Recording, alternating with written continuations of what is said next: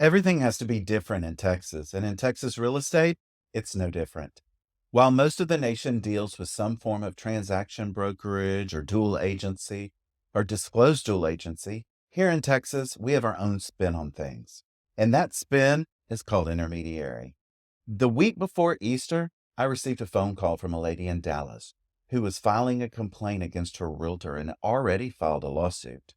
See, the realtor who represented the buyer, a lady on the phone call, also represented the seller and was married to the husband seller.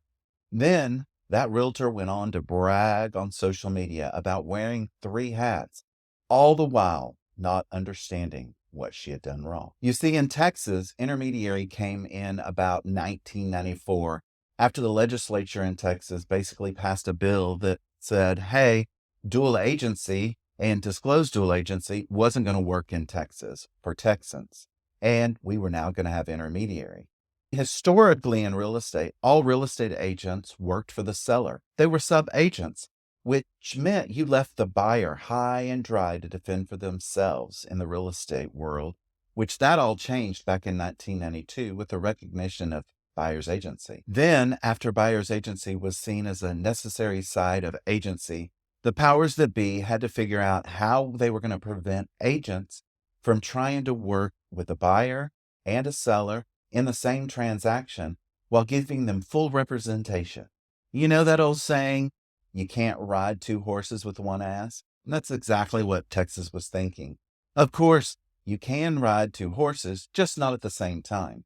I saw what you were trying to do there. You busted. Basically, the powers that be, when passing legislation, created intermediary in Texas that said you can rep one side but never two in the same transaction as an agent or a broker. Intermediary was created to replace dual agency to create a more transparent, more ethical, and to really have rules in place to better protect the consumer. However, it's not perfect, but let's dive into really what intermediary entails. First and foremost, it's crucial to understand that under no circumstances can an individual agent, broker, or associate broker represent both the buyer and the seller in the single transaction. The whole idea of intermediary is to put into that intermediary role a non-interested third party to kind of facilitate everything and make sure everybody follows the rule. You see, clarity and transparency are both paramount in dealing with everything that we do within intermediary. Now, let's break it down into two methods of intermediary, one with appointments and one without. Intermediary with appointments is structured so that a broker designates two separate associates to represent each party independently. Each associate is entrusted with advocating for their respective client's best interests. The broker of record assumes that non-interested third party in a neutral stance, ensuring that each agent remains dedicated to their client and their needs. In this form of intermediary with appointments, each associate may provide advice and opinion to their respective client. However, it is important to note that if there is a brokerage with just a broker and one agent, that's all that's in there. Intermediary with appointments isn't feasible because there's not enough agents to actually point one party to represent each and still have that non-interested third party broker to oversee everything. This is because an agent can't advise one side while the broker of record really advises the other side. On the other hand, there is intermediary without appointments. An intermediary without appointments involves an associate really facilitating the transaction. Notice the word I used there, facilitating, because you're not representing. And they facilitate this transaction between the buyer and the seller. They must refrain from offering any advice or opinions to either side, basically because what they present to one side, they have to present to the other side. Full transparency is maintained with all the documentation equally shared between the two principals, the buyer and the seller. It is with this form of intermediary, intermediary without appointments, that the seller client often feels like they lose the representation of their agent because that agent must cease providing opinions and advice to their client. It's almost like they were reduced down to a customer level, which they weren't really used to having. At the same time, there are too many opportunities for intermediary to go wrong. And unfortunately, oftentimes it does.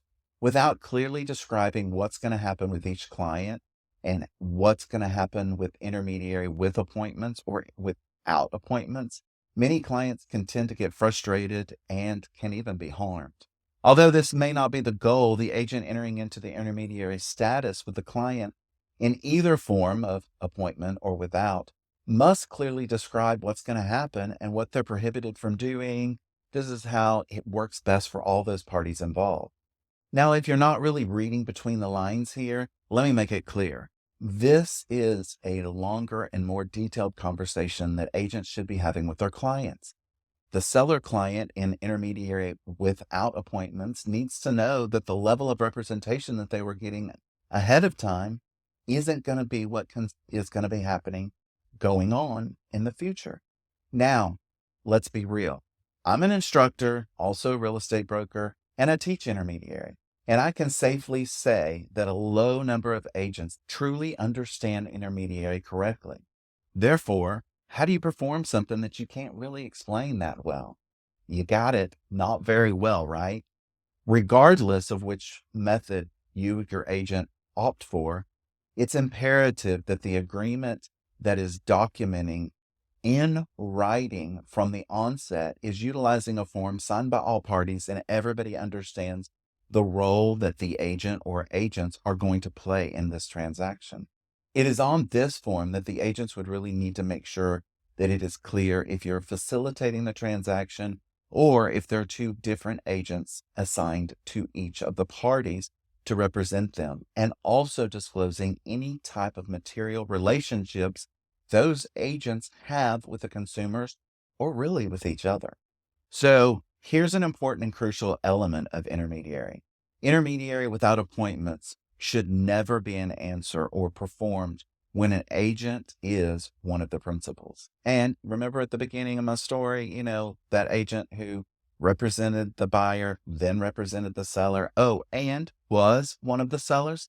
Yeah, never going to happen and definitely should never happen because that's really improper because you really can't serve and represent a buyer if you are or are related to the seller. Kind of doesn't really make sense. Further, in intermediary, even arrangements dealing with inspection reports should be of the utmost importance. Upon receiving a buyer's inspection report, the buyer's agent who's in intermediary is going to have to turn around and share that report with the seller. Because in Texas, one of the minimum duties that is required for the broker is to disclose any material facts known to the broker to their client.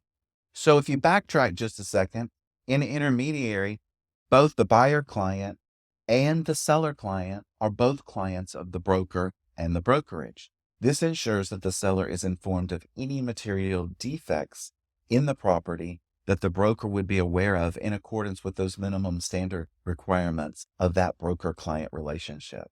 So in the event of a new buyer needing to be found, that seller is going to have to redisclose on their seller's disclosure notices all of the information that they were made aware of by that inspection report. Now, remember, it's not always just what an agent says, it's how they say it. So let's be clear. If you've ever heard an agent say, I represented both sides in the state of Texas, you need to run and keep running and never look back. The whole thing is, I'm trying to educate you on not ending up in a boat where you don't understand what's going on. Far too often, I hear sellers complaining about the fact that when the buyer came about, they lost their agent. And that's truly not what happened. It's just they haven't been communicated clearly with. And I want to make sure that you have the rest of the story.